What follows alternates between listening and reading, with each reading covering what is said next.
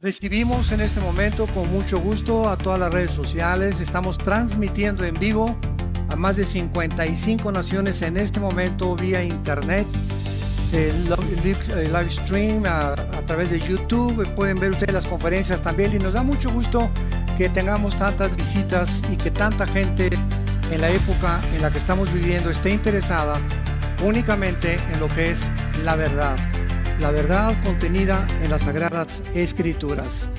Vamos a tratar en esta mañana un tema que es muy ad hoc. ¿Por qué? Porque estamos rodeados de desastres naturales, de catástrofes. Siempre ha habido terremotos en la historia, siempre ha habido huracanes, siempre ha habido tornados. Sin embargo, no con la consistencia y como han convergido en los últimos años en el mundo a nuestro alrededor, ni tampoco tan devastadores ni con la fuerza con la que están azotando a las diversas naciones y continentes en el mundo. La increíble cantidad de tragedias que en los últimos años han azotado el mundo han llenado de sorpresa, de consternación a millones de personas. Y tenemos, por ejemplo, el tsunami, ¿se acuerdan de Indonesia? 300,000 almas ahogadas. Recuerdo en aquel tiempo cuando nos entrevistaron en diferentes programas de televisión, de radio.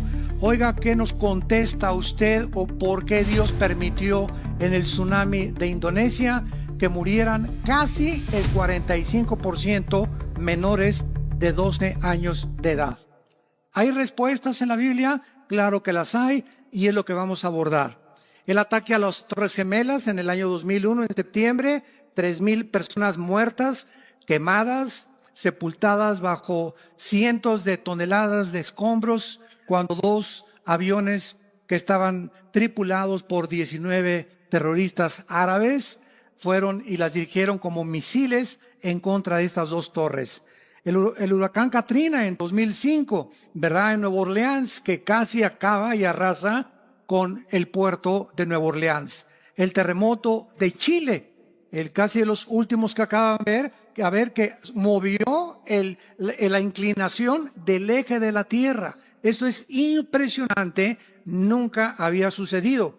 El terremoto en Haití, la ciudad de Puerto Príncipe completamente devastada. Y ahora tenemos en este año el huracán Harvey en Houston. Gracias a Dios que en Dallas no nos llegó. Llegó en toda la costa del Golfo de México, del Atlántico. Houston, la mitad de la ciudad o más de la mitad completamente inundada. Imagínate levantarte en la mañana, que el agua te llegue simplemente al nivel de las rodillas. ¿Qué haces? Con toda la basura que se desparramó por todas las aguas, los botes de basura, las infecciones, hasta los lagartos se metieron, víboras, culebras. Nadie podía meter las manos al agua sin antes y agarrar una torta o algo porque estaba infectadísima. ¿Y a dónde voy a ir? Al supermercado nadando? Como voy, no tengo ni siquiera un bote. Voy a la farmacia, necesito pañales para mi hijo o leche. De veras, ustedes no tienen idea lo que se vivió en Houston en los últimos semanas. Y ahora, ¿verdad? El huracán Irma, que ahorita precisamente está pegando ya en la península de Florida. Parece que se desvió un poco de Miami, va la tormenta tropical en Miami, se dirige hacia Tampa y hacia el norte de la Florida, que están esperando más de 7 millones de evacuados. ¿Saben ustedes lo que significa eso? 7 millones de evacuados.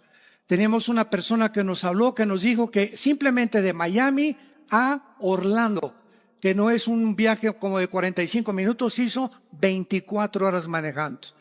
De la línea de carros tan despacio, porque toda la gente, ¿verdad?, huyendo hacia el norte, hacia Atlanta, prefiriendo, ¿verdad?, rescatar su vida que poder morir. Todas estas tragedias y todos estos acontecimientos nos tienen que recordar las verdades que vamos a continuar a desarrollar, y todos tenemos que recordar algo en primer lugar.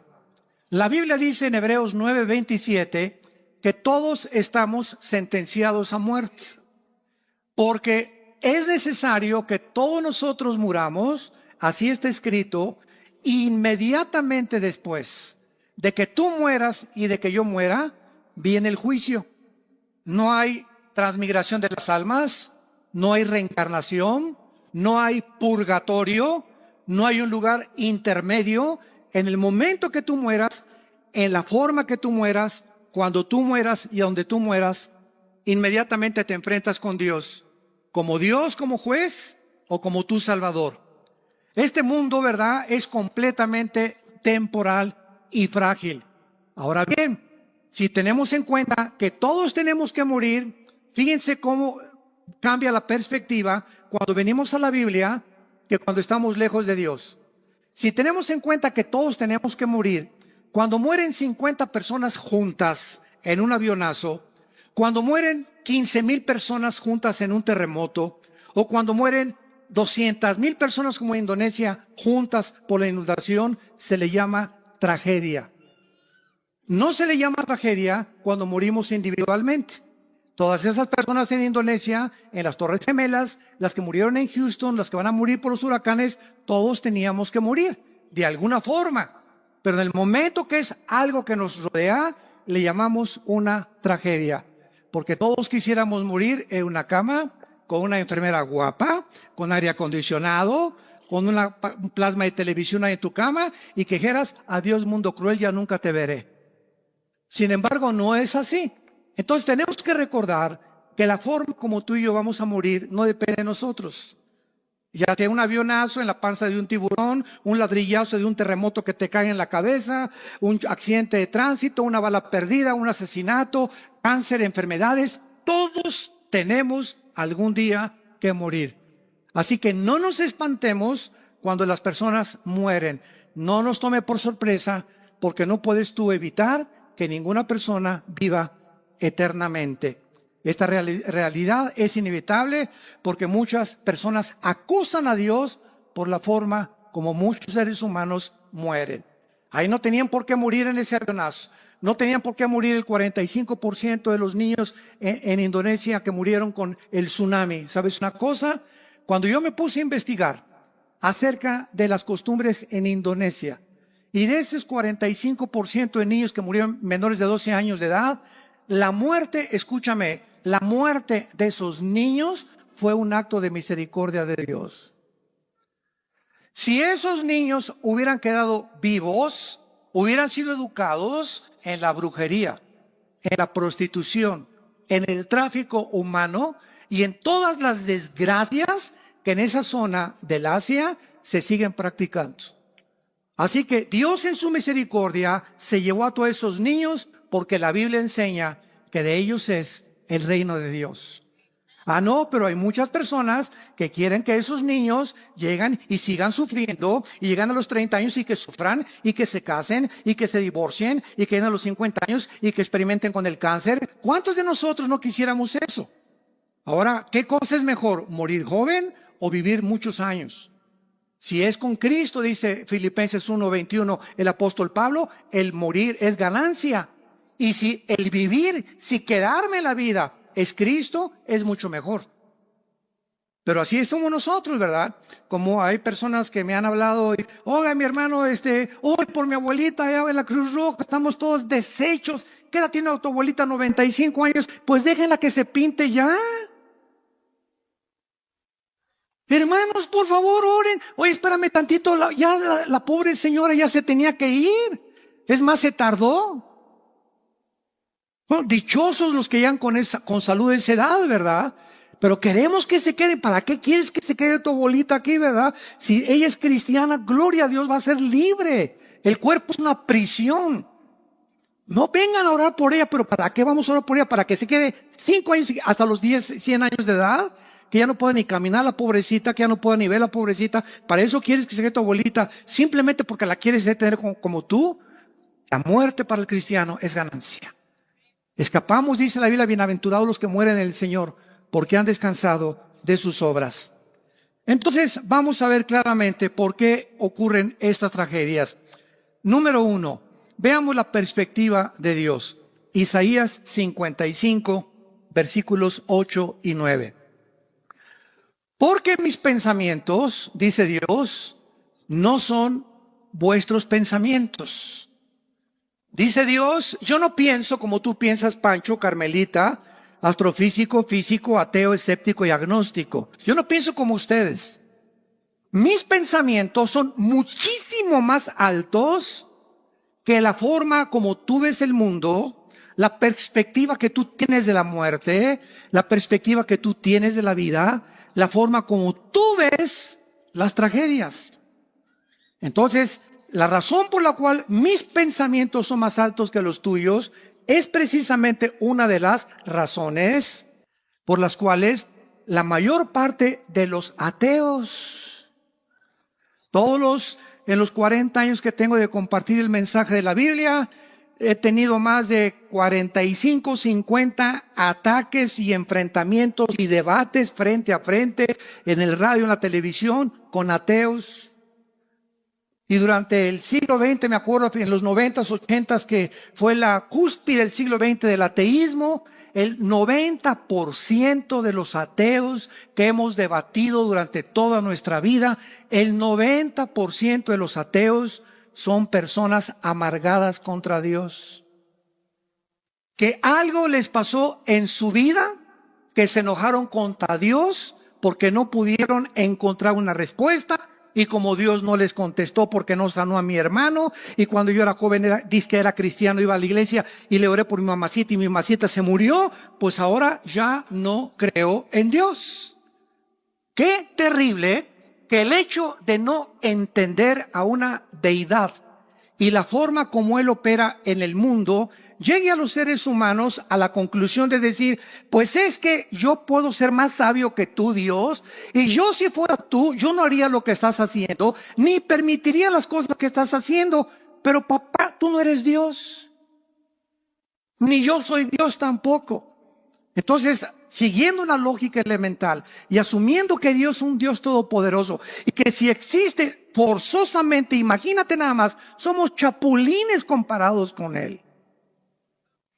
Como si un niño le preguntara a Alberto Einstein, oye Alberto, explícame la fórmula de la teoría de la relatividad, E igual a mc al cuadrado.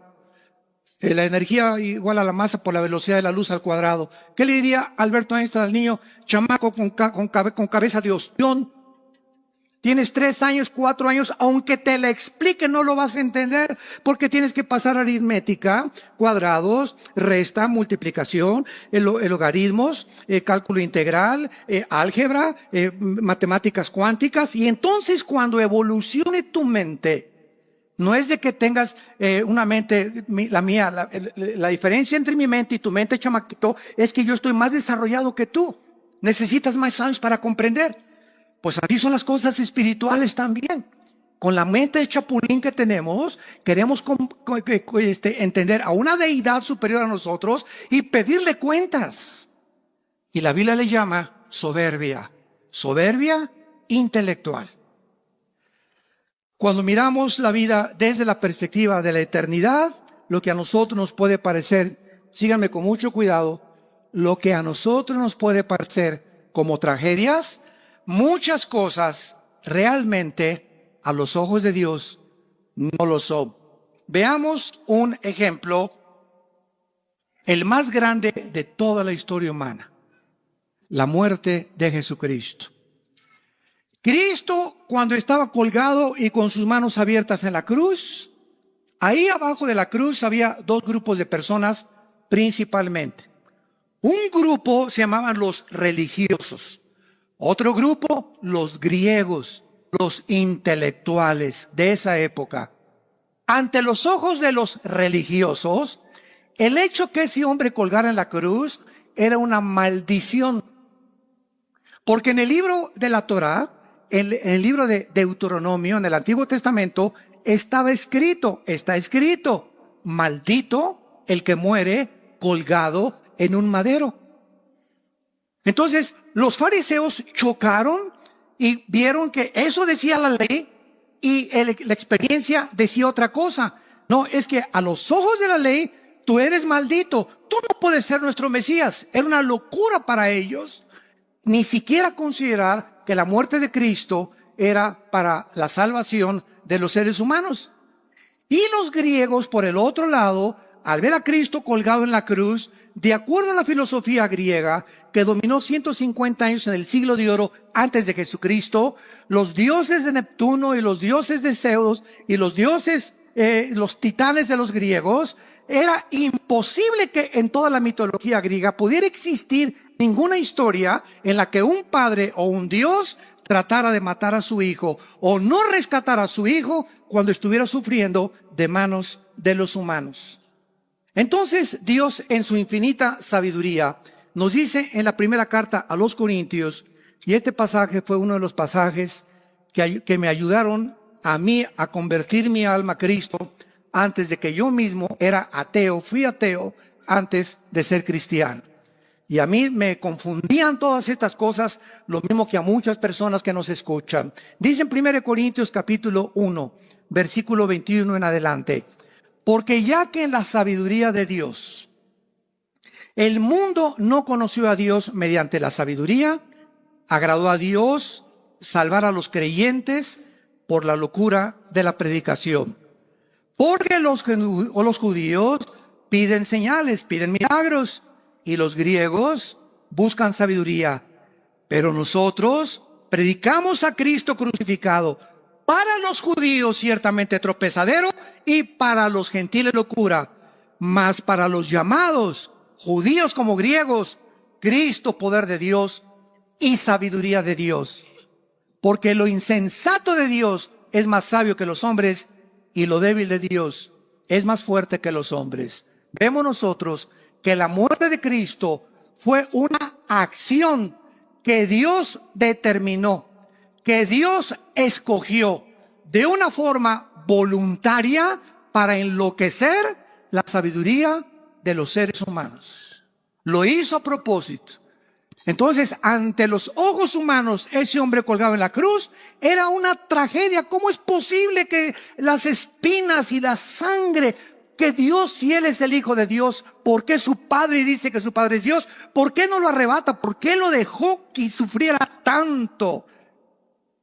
Esa era la perspectiva humana, pero detrás de eso que parecía tragedia ante nosotros, se escondía detrás de eso la sabiduría de Dios.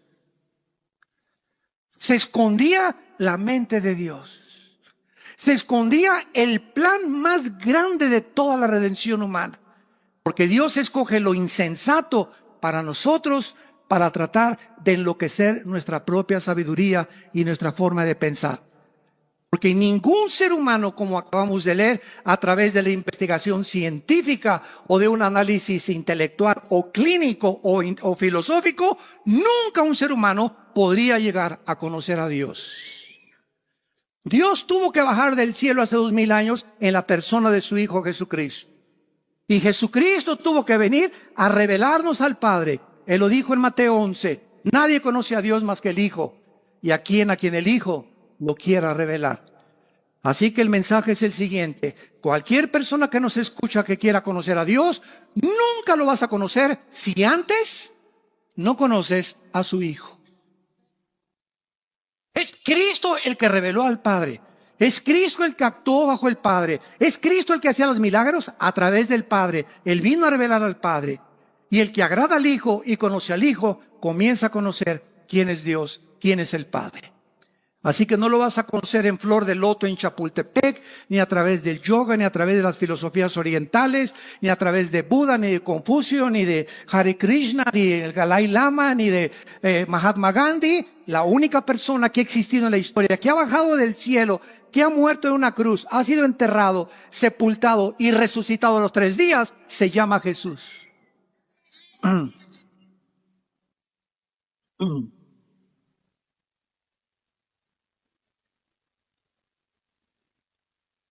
Ahora bien, las catástrofes tienen que ocurrir antes que venga Cristo. La Biblia profetizó, habrá pestes, hambres, terremotos, sediciones en diferentes lugares. Dice en Lucas 21, las gentes desfalleciendo por el temor, por el bramido de las olas. Así fue escrito hace 2000 años. Y en respuesta a muchas preguntas que han surgido en relación a los huracanes, ustedes no se imaginan cómo hemos sido bombardeados En las últimas 2 semanas, con llamadas a la casa de ustedes, me han despertado a la 1 de la mañana. Ay, mi abuelita tiene miedo que el huracán la agarre. ¿Y qué quiere que haga, señora? ¿Verdad? Ay, pues que ore por ella. Imagínense nada más. Que ore por ella a cientos de kilómetros de distancia. Y mi tío, que es ateo, dice que ahora sí que por favor le explique a usted cómo es posible que Dios existe y permitiendo tantas devastaciones y tantas cosas. Unos son ataques, otros oraciones, otros inconsistencias, etcétera, etcétera. Pero es increíble cómo se encuentra ahorita la humanidad confundida, preguntando, gritando, ¿qué está pasando con el mundo? ¿Qué es lo que va a suceder? Viene la Tercera Guerra Mundial, el gordito loco de Corea del Norte a punto ya de mandar bombas a Guam, a Corea del Sur, a Israel, a Estados Unidos, etcétera, etcétera. Estamos en un punto de la historia tan conflictivo, tan confundido, que es la hora de la iglesia. Este es el momento en el que más podemos nosotros darle al mundo la luz que están buscando. Filósofos, sistemas de gobierno, ideologías, comunismo, democracia, monarquías, ateísmo, agnosticismo, de todo tipo de filosofías de gobierno, de pensamientos, religiones, de economías, gobernantes, todos viven confundidos en este momento.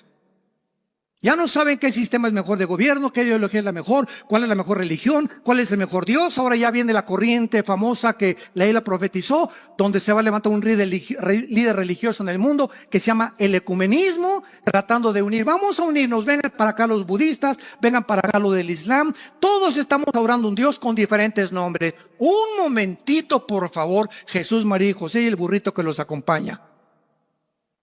¿Cómo que son diferentes nombres con el mismo Dios? De ninguna manera. A eso vino Jesús al mundo como un hombre radical a decirnos, nadie va al Padre si no es por mí. Ese radicalismo de Jesús. Yo soy el camino, no hay ningún otro camino. Yo soy la verdad, no hay ninguna otra verdad. Y yo soy la vida. Eso es lo que hace que el mundo le acuse y nos acuse a nosotros de intolerantes.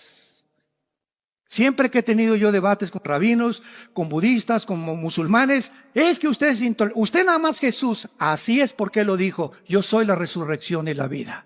Yo soy el pastor y doy mi vida por las ovejas.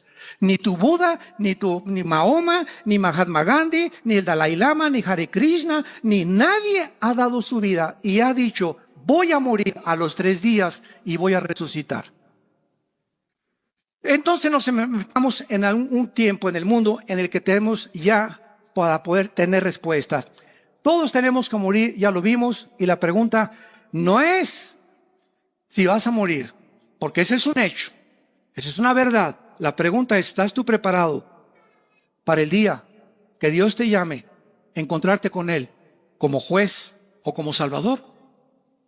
Yo te pregunto en esta mañana y a los que nos escuchan, no importa que sea tsunami, que sea un accidente de tránsito, todos tenemos que morir. La pregunta es, ¿estás preparado para morir? ¿Estás listo para ese momento en el que sale el alma y el espíritu del cuerpo? Nuestro cuerpo queda aplastado bajo un terremoto, en la panza de un tiburón, muerto, te entierran, te creman. No importa lo que hagan a nuestro cuerpo. Este cuerpo corruptible que está sujeto a un deterioro celular por la misma ley de la segunda ley de la termodinámica, la ley de la entropía, que todo tiene que oxidarse y desgastarse, nuestro cuerpo se lo van a comer los gusanos. Polvo somos y al polvo regresamos. Pero ¿qué de tu espíritu? ¿Qué de tu alma? ¿Qué de esa parte invisible, espiritual, que la Biblia nos muestra que somos internamente? ¿Y qué es lo que tiene valor verdaderamente? ¿Qué vas a hacer del día de tu muerte? ¿Tú crees que Dios te dé la oportunidad de arrepentirte como te la está dando ahorita? Número 2. Las tragedias nos enseñan también a valorizar la vida. ¿Saben ustedes qué palabras expresaron las personas que fueron evacuadas ahora? Mi esposa y yo lo veíamos continuamente en la televisión, en el huracán Harvey en Houston, Texas. Nadie estaba lamentando, mi televisión se quedó allá, mis palos de golf, mi caja con mis joyas. Todos los que iban en los botes y cuando venían los helicópteros a rescatarlos, lo único que ellos estaban realmente lamentando eran si había familiares que se hubieran ahogado. Pero en cuanto veían a un hijo, o ahí está mi papá, o ahí está mi mamá, no les importaba nada de lo que había sido destruido, ni cómo van a enfrentar el futuro. Mamita, me importa que tú estés vivo, hijos, estamos vivos, somos una familia, vamos a seguir adelante. Ellos comenzaron a valorizar que verdaderamente lo único que tiene valor es la familia. Las caras de alegría, ahí está mi mamá y salvaron a mi hijo. Y grita, hasta por el perro estaban contentos que lo habían salvado. Ninguno de ellos comenzó a decir, ¿por qué no sacaron mis palos de golf? ¿Por qué no me sacaron las refacciones que tenía en mi garage? Nadie lamentaba su televisión, su carro o sus bienes materiales. Se lamentaban por la gente perdida, ahogada, y se alegraban por sus familiares salvados. Jesús dijo en Lucas 12:15, la vida del hombre no consiste en los bienes materiales que posee. No importa lo rico que hayas alcanzado en esta vida, ni los millones que hayas logrado. ¿Sabes una cosa? Todo eso se va a deshacer como la polilla. Y quiero decirte algo.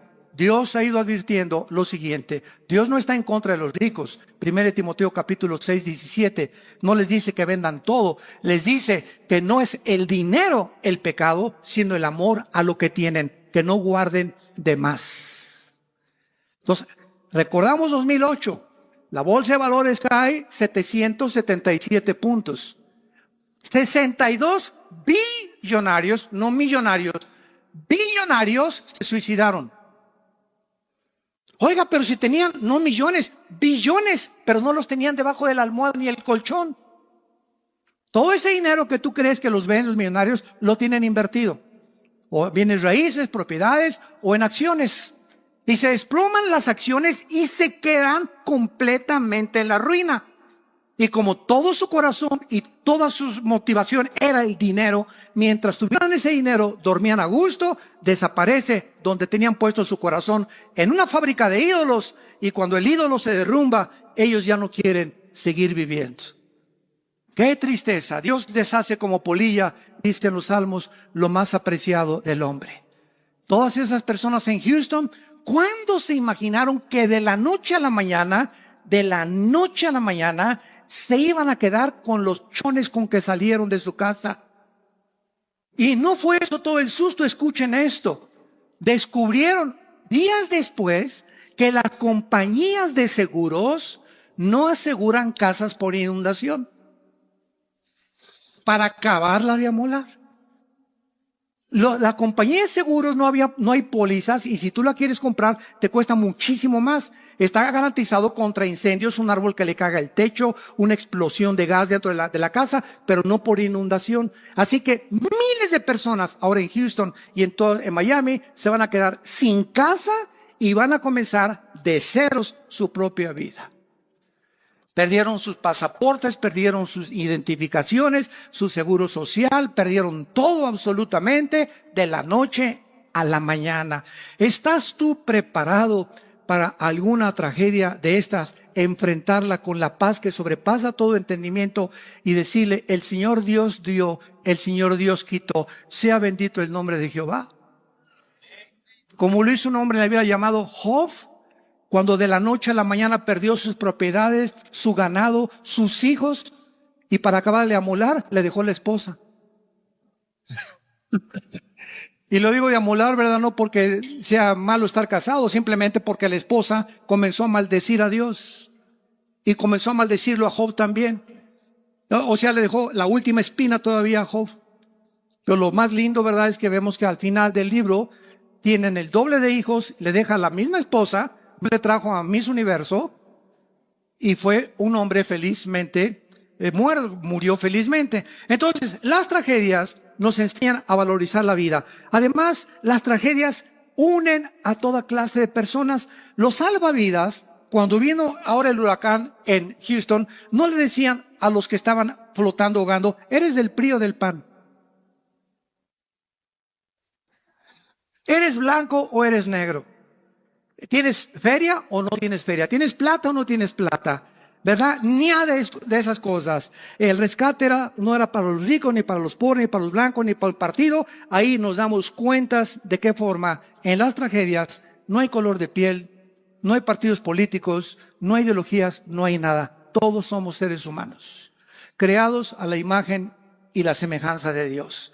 Y todas las cosas que nos dividen, tonterías, ¿verdad? Que se llegan a matar porque tú eres de otro partido, pues tú le vas a las Chivas, yo a la América y te voy a agarrar botellazos, porque yo soy americanista.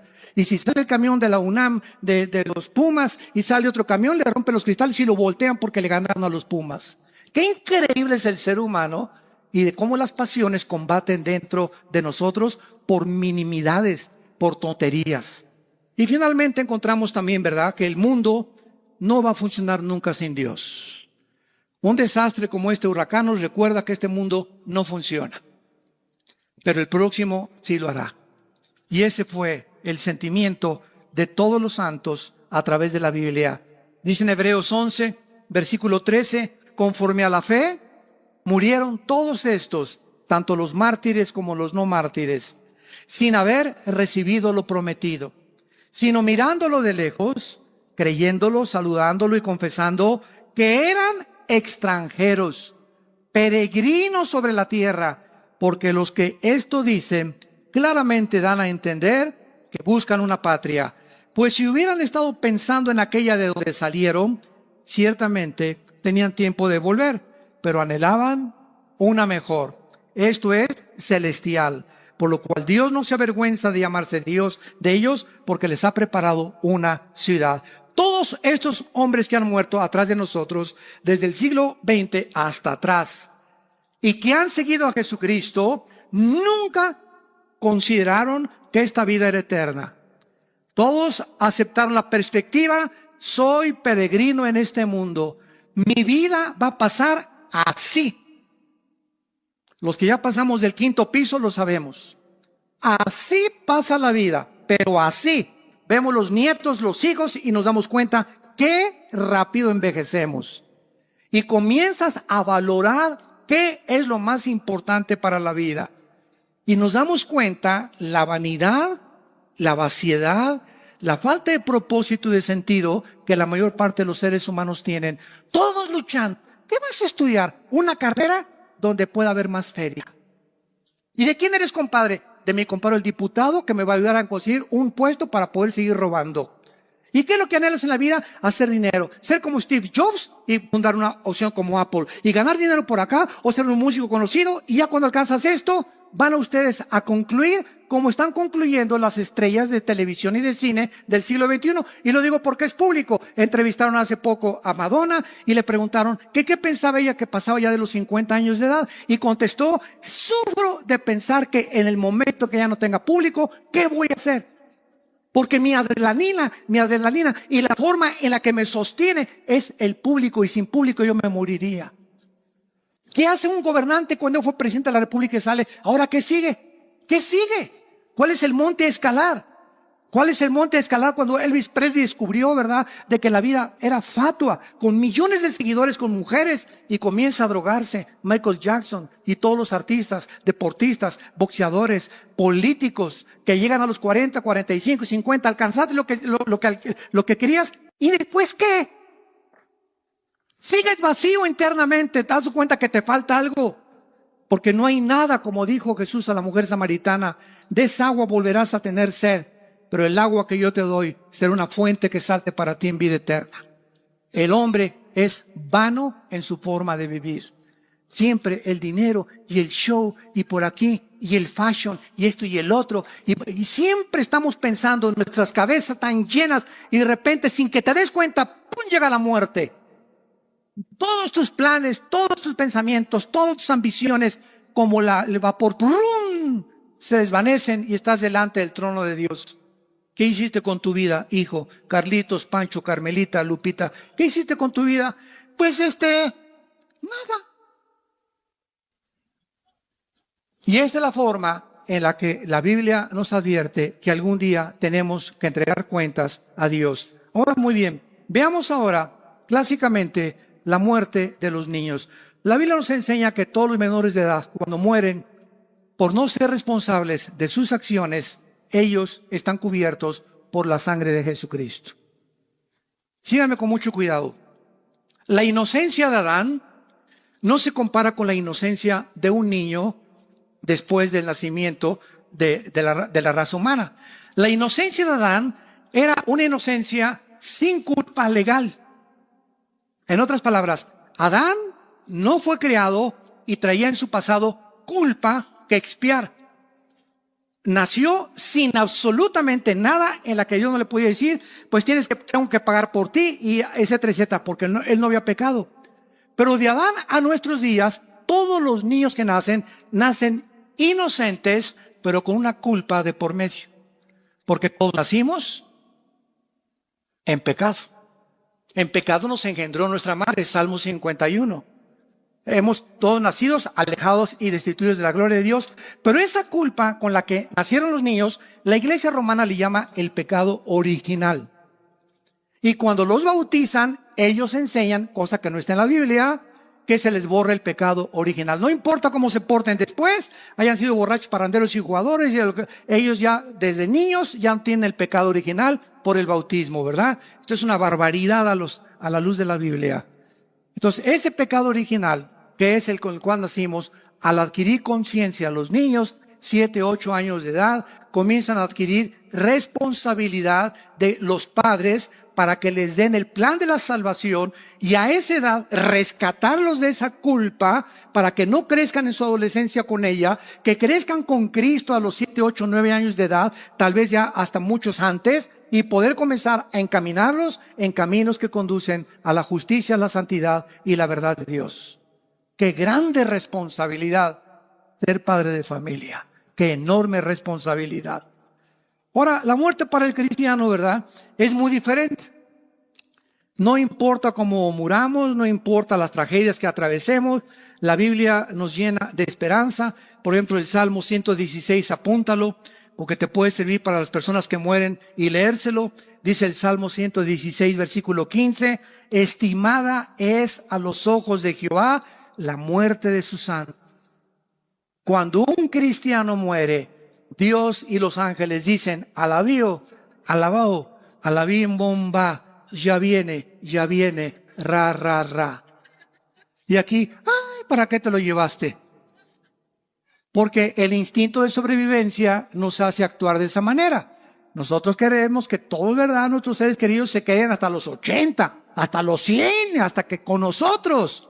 Porque esa es la tendencia del ser humano. Porque no sabemos qué hay después de la muerte. Pero Jesús vino a quitarnos la cortina, a descorrer el velo y mostrarnos que cuando un cristiano muere, no se imaginan el paraíso a donde están nuestros seres queridos, o hermanos o hijos que se hayan muerto. Ellos se encuentran, qué Disneylandia, ni qué Reno Ventura, ni qué nada, ni qué Riviera Maya, se encuentran descansando, contentos, con el pandero, alegres, en un lugar millones de veces mejor que este basurero de planeta donde tú y yo vivimos.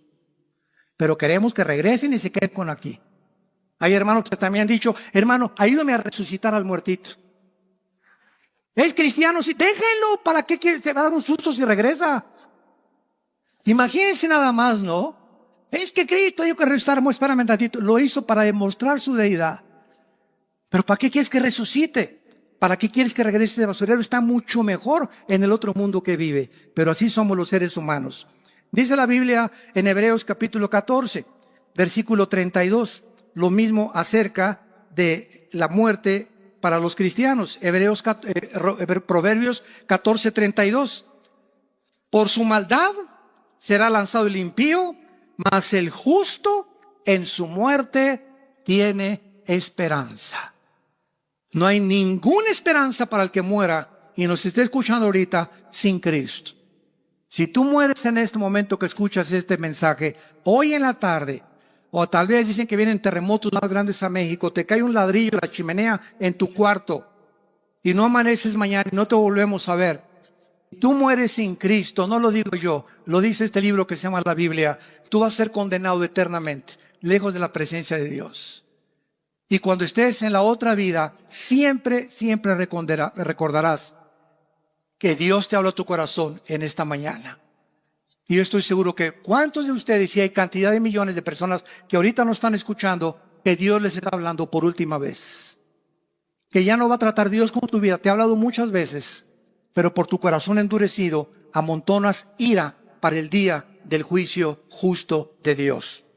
Y vemos también en Isaías 57, este pasaje me encanta. Isaías 57, perece el justo y no hay quien piense en ello. Los piadosos mueren y no hay quien entienda que delante de ellos la aflicción ha sido quitada. Entrará en la paz, descansarán en sus lechos todos los que andan delante de Dios. Y así es la vida. Muere un artista y hasta Bellas Artes y rodean y mariachis y 10,000 personas y viva por aquí, por allá, y muere por allá San Francisco de Asís y las ratas lo acompañan al entierro. Así es la vida. Y muere un presidente, y muere un cantante, y muere y muere por aquí, por allá, y las televisiones y todo, y entrevistas, y cómo murió, y murió de un pasonzototote de drogas, murió de un pasontote de alcoholismo, murió porque mató a su esposa, y mató a su esposo, y se envenenaron, o lo que quieras, pero la gente los levanta, y lo que los hombres tienen por sublime, Dios lo tiene como abominación. Y así es la vida. No nos sorprendamos. Porque el mundo alaba y exalta a aquellos que no merecen, pero para ellos fueron buenos por lo que fueron buenos futbolistas, buenos cantantes, buenos artistas, buenos políticos. No digo que todos, pero así es la forma como la Biblia nos dice. Muere el justo y no hay ni siquiera que se acerque a su cementerio. Ahora vamos a ver nosotros qué es la diferencia cuando nosotros vivimos a la luz de la eternidad. ¿Qué diferencia tan grande? Cuando una persona ha aceptado a Jesucristo como su Señor y Salvador y las personas que le han rechazado, el cristiano es una persona que no tiene ninguna religión. ¿Sí me escucharon, verdad? Tú puedes ser evangélico, puedes ser bautista, puedes venir a Vida Nueva, puedes ser bautizado, remojado y colgado, puedes ser mormón, testigo de Jehová, adventista del séptimo día, católico. No me importa el título de la botella que tú le has puesto a tu vida. Unos católicos, otros protestantes, otros mormones, etcétera, etcétera. Cuando venga Cristo, nunca va a haber el título ni la religión a la que perteneces, sino qué está dentro de la botella.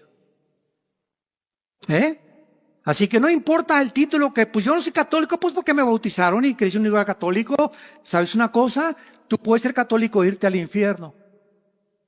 Tú puedes ser mormón e irte al infierno. Tú puedes ser evangélico e irte al infierno. No es la religión la que nos salva, entendámoslo por el amor de Dios. Dice 1 Juan capítulo 5, el que tiene al Hijo tiene la vida. El que no tiene al Hijo, aunque tengas la religión que tengas, la religión y la iglesia te va a salvar. El que salva es la persona de Jesús. Entonces tú necesitas a la persona de Cristo en tu vida como tu Salvador, y cuando tú lo invitas como tu Salvador, comienzas a tener relación no con dogmas, ni con ritos, ni con peregrinaciones. Comienzas a tener relación con un hombre que murió y resucitó, viva, orgánica y dinámica, que se llama Jesucristo. Y si tú que me escuchas me dices que tienes una religión y nunca en las mañanas te levantas a tener comunión con Dios en la Biblia, no en el Corán ni en el libro del Mormón, en la Biblia, no tampoco en los libros de Walter Mercado ni los de los gurús, en la Biblia. Si tú no tienes un tiempo en la Biblia diario con Dios, donde tú oras y descubriste que platicas con Dios y Él ya se hizo real en tu vida, tu religión te va a condenar. Porque te vas a morir engañado, creyendo que porque tenías una religión te vas a salvar. Y no es así. Dice en 1 Juan 1, 12 y 13. Mas a todos los que le recibieron, Evangelio de Juan 1, 12 y 13, a los que creen en su nombre, les dio potestad de ser hechos hijos de Dios. Que dice la Biblia que no es cierto que todos somos hijos de Dios. Cuando tú oigas que alguien dice, o un líder cristiano, un líder religioso, es que todos somos hijos de Dios y todas las religiones tienen el mismo Dios, es el mentiroso más grande que tú has oído, disfrazado de ángel de luz. Todos somos criaturas de Dios, pero la Biblia dice que los que reciban a Cristo, a esos, no a todos, a esos Dios les da el poder de llamarse hijos e hijas de Dios. Un día estuve en un convento con unas monjitas, y yo amo las monjitas, ¿verdad? Y me encantan, y también con curas, platicamos con todo mundo, ¿verdad? Y siempre debe mover la compasión, la misericordia, porque nosotros, antes de ser cristianos, pues navegábamos también en diferentes barcos y teníamos diferentes ideologías. La raíz es la ignorancia de la Biblia. Entonces, cuando hablo yo con un religioso, ¿verdad? Como les dije una vez, estaba en un convento y me dice la Madre Superiora: oiga, doctor Alducin, quiero que ore por mí para recibir al Espíritu Santo. Y había como 7, 8 monjitas detrás de ellas, bien lindas, todas así con la carita, así parecían florecitas, todas así. Y le dije: oiga, ¿qué están haciendo aquí en primer lugar? ¿Cómo que qué estamos haciendo aquí? Le digo: ¿qué están haciendo aquí encerradas? En un convento. ¿Por qué no salen? Es que aquí estamos buscando a Dios. ¿Dónde sacaron eso? Les dije. ¿Tiene la Biblia? Bueno, la busco. ¿Tiene una Biblia? Preguntó la Madre Superiora. Y no encontraba la Biblia de las pobrecitas, ¿no? Bueno, yo llevaba la mía y se las abrí, ¿verdad? Y les dije: si quieren, tráigame la de ustedes, la Torres Amado, la Nácar Colunga, las versiones católicas. Todas dicen lo mismo. Y claramente lo dice, ¿verdad? Que Jesús dijo: id y predicad el Evangelio. Pero el diablo las ha engañado y las ha encerrado, porque encerradas, ¿a quién le van a predicar? Se voltearon a ver unos a otros. Pues sí, ¿verdad? Para no ser el cuanto largo, esa Madre Superiora ahorita es misionera en el Brasil, cristiana, hija de Dios. Dejó el convento y dejó todo. El Dios le abrió los ojos. Gracias a Dios.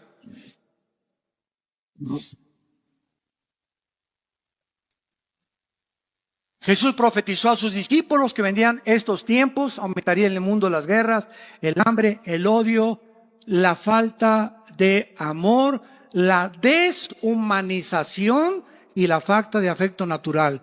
Y el síntoma, damas y caballeros, para terminar, más grande de descomposición social. No nos asustemos de los tsunamis, terremotos que van a venir y van a azotar el mundo, y muy pronto ya soy en las cascos del Apocalipsis, en el cielo, que viene Jesús pronto por nosotros. La iglesia va a salir antes de que todos los juicios del Apocalipsis caigan sobre el mundo. Es una promesa de Cristo.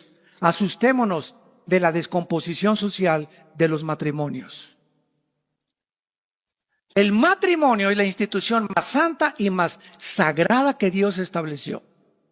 El matrimonio es el fundamento de todas las sociedades y la familia. Y de acuerdo a este libro, la familia es un papá, un varón, una mujer con hijos. Esa es la familia para Dios. No es un hombre con un hombre y una mujer con una mujer. Eso ya es la descomposición más terrible, más degradante, más inmoral a la que la sociedad humana ha llegado, como un síntoma de que la sociedad ha llegado a los juicios de Dios. No echemos la culpa a Dios. ¿Por qué muere tanta gente? ¿Y por qué estos terremotos? Veamos el comportamiento y el pecado tan descarado, donde el ser humano está aceptando esto como algo normal. Y no es normal, es pecado. Un matrimonio es entre un hombre y una mujer, un perro y una perra, un gato con una gata, un león con una leona, un caballo con una yegua. No es un caballo con un caballo ni un perro con un perro. Dejemos la Biblia. La naturaleza misma nos enseña la multiplicación de las especies. Por eso hay el género femenino y el género masculino. Eso no fue una obra de la evolución. No es una coincidencia que yo haya nacido con órganos reproductores masculinos y mi esposa femeninos. ¿Para qué? Para unirnos los dos. Un niño necesita una mamá, un niño necesita un papá. No necesita 2 mamás y 2 papás.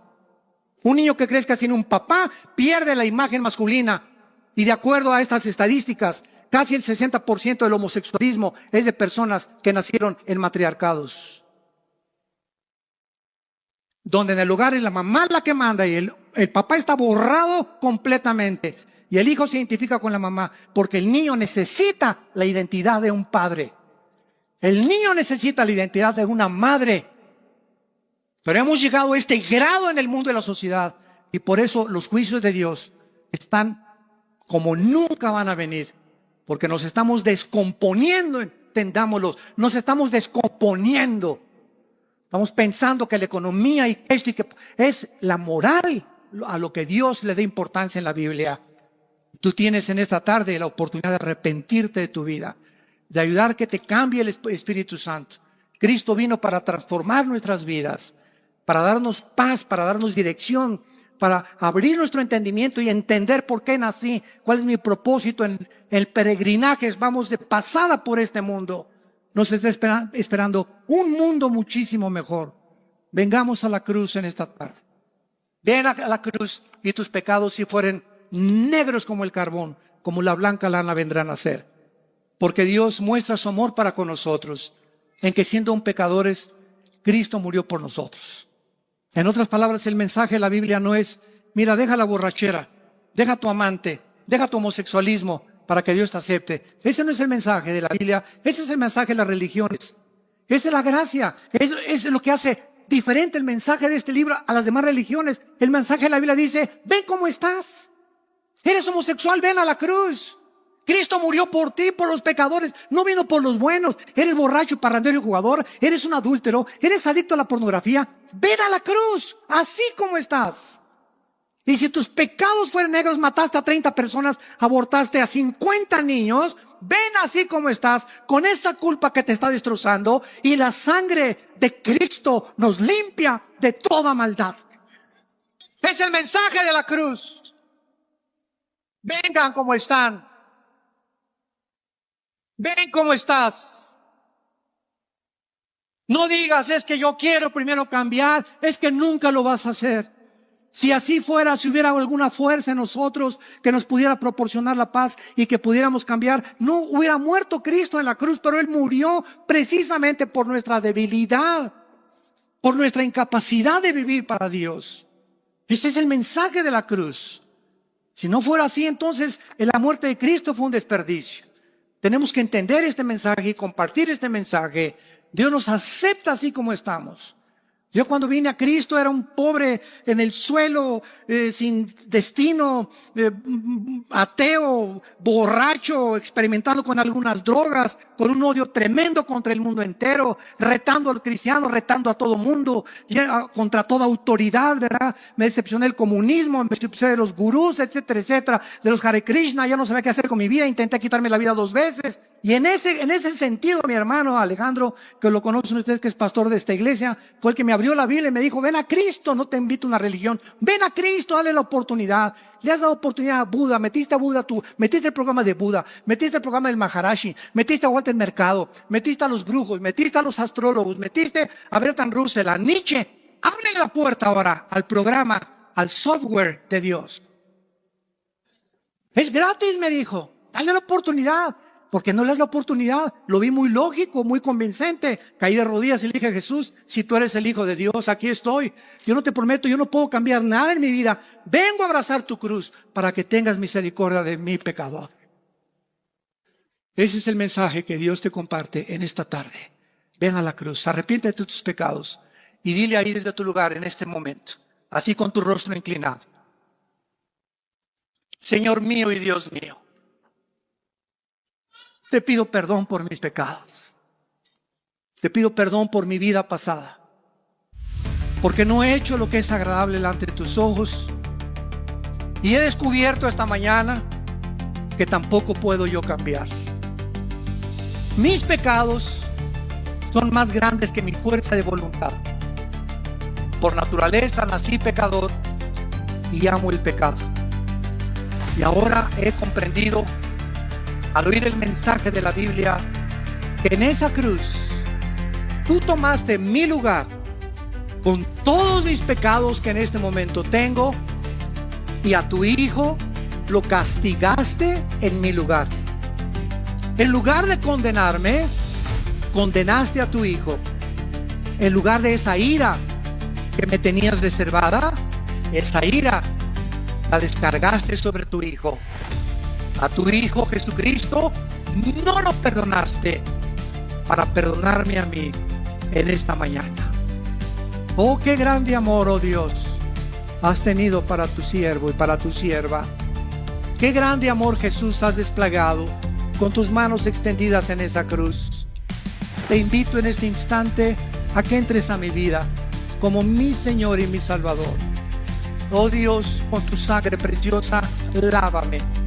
Me arrepiento sinceramente de mi vida y entra a mi corazón para darme el poder de ahora, en la corta vida que me queda, vivir para ti, para conocerte, alabarte y darte a conocer, mi familia, mis amigos y a todas las personas con las que me quieras rodear, porque te lo pido en el nombre de Jesús.